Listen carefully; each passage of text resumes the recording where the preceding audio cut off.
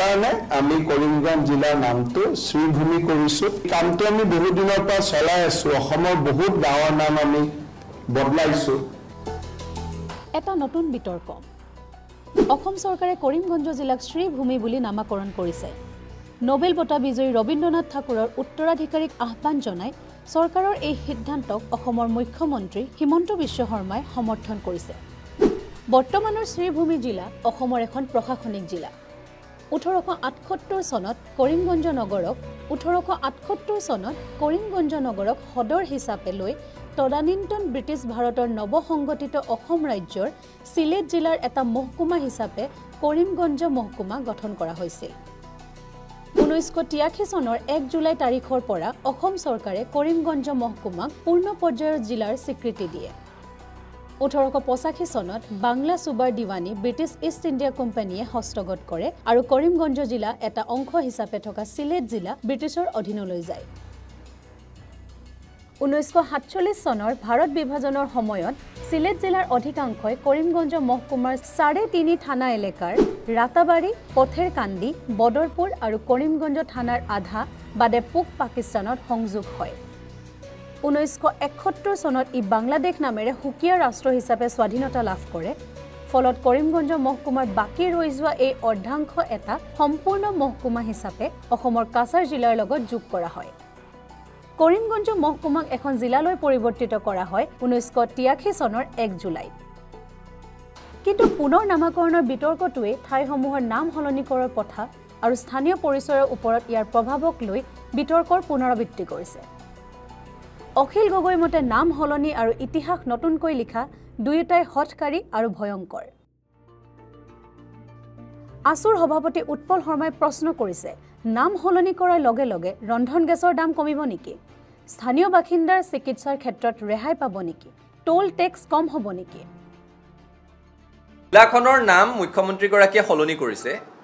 এতিয়াৰ পৰা সেই জিলাখনৰ মানুহে ৰন্ধন গেছ 400 টকাত পাব নেকি? এতিয়াৰ পৰা সেই জিলাখনৰ মানুহে টোল গেটৰ টেক্সৰ পৰা মুক্তি পাব নেকি? সেই জিলাখনত যাতায়াতৰ ব্যৱস্থা সুচল হৈ যাব নেকি নামটো সলোৱাৰ লগে লগে? নাম সলোৱাৰ লগে লগে সেই জিলাখনৰ মানুহ গুৱাহাটীত চিকিৎসা কৰিবৰ কাৰণে আহিলে ব্যক্তিগত চিকিৎসা খণ্ডৰ চিকিৎসালয়ত তাত মূল্য বৃদ্ধিটো তাৰ পৰিত্ৰাণ পাব নেকি? সেই মৌলিক কথাসমূহ যদি মানুহৰ জীৱন ধাৰণৰ মানদণ্ড উন্নত নহয়, যদি তাত যাতায়াতৰ ব্যৱস্থা সুচল নহয়, তাত যদি শিক্ষা আৰু স্বাস্থ্য খণ্ড চৰকাৰী ঘৰত উত্তৰণ নঘটে, সেইবোৰ হৈছে মানুহৰ প্ৰাথমিক প্ৰয়োজন। সেইবোৰৰ পৰা দৃষ্টি আঁতৰাই কেৱল নাম সলোৱাৰ ৰাজনীতি কৰি থাকিলে কোনো ধৰণৰ উত্তৰণ নহয়।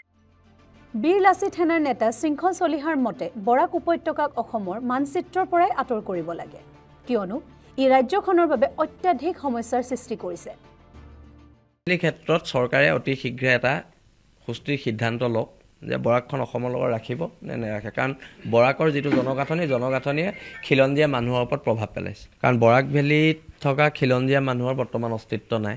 কোনো ধৰণৰ হিন্দুৱে হওক মুছলমানে হওক কোনো ধৰণৰ বাংলাদেশী দপদপনি। কৰিমগঞ্জ যিহেতু অসমীয়া বা বঙালী দুয়োটা অভিধানতে উল্লেখ থকা শব্দ নহয়, তাৰ কোনো ৰিজন নাই। যদি আপুনি সোধে কৰিমগঞ্জ নামৰ অৰ্থ কি, তাৰতো কোনো অৰ্থ নাই। শ্ৰীভূমি ক'লে এটা অৰ্থ থাকিলে, সেইকাৰণে আমি কৰিমগঞ্জ জিলাৰ নামটো শ্ৰীভূমি কৰিছোঁ। আৰু আপোনালোকে যদি আৰু অলপ আগলৈকে যাব খোজে, এই নামটো আচলতে আমি দিয়াতকৈও কবি ৰবীন্দ্ৰনাথ ঠাকুৰে নিজেই এই নামটো উল্লেখ কৰিছিলে এসময়ত, যে আমাৰ গোটেই অঞ্চলটো শ্ৰীভূমি বুলিয়ে তেখেতে এটা সময়ত উল্লেখ কৰিছিল।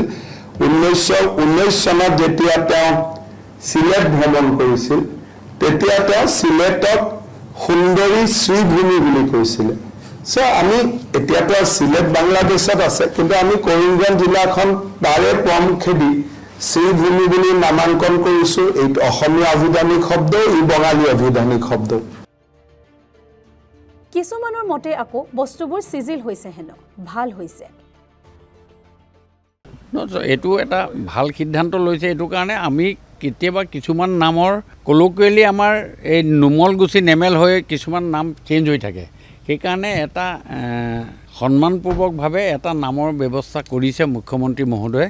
আৰু বৰ ভাবি চিন্তি কৰা হৈছে আগতেও কৰিছে আৰু আগলৈও এনেকুৱা ধৰণৰ নাম সলনি কিছুমান থাকি যায় কথা সেইবোৰ কথাৰে আমাৰ এই নামটো দিয়াৰ ব্যৱস্থা কৰিছে মই ভাবিছোঁ এটা ভাল হৈছে আৰু আগন্তুক দিনত এনেকুৱাখিনি কৰিলে এটা চিজিল হ'ব বস্তুবিলাক এটা ধৰণে চলি আছিলে এটা ছিষ্টেমত কৰিছে মই ভাবিছোঁ ভাল হৈছে এখন জিলাৰ নাম সলনি হোৱাৰ লগে লগে মানুহে কি সমস্যাৰ সন্মুখীন হ'ব পাৰে আপোনাৰ আধাৰ কাৰ্ড পান কাৰ্ড ড্ৰাইভিং লাইচেন্সৰ লগতে অন্যান্য নথিপত্ৰৰ হাল সলনিত অসুবিধা হ'ব এই সিদ্ধান্তক লৈ আপোনাৰ কি মতামত জনাবলৈ নাপাহৰিব কমেণ্ট বক্সত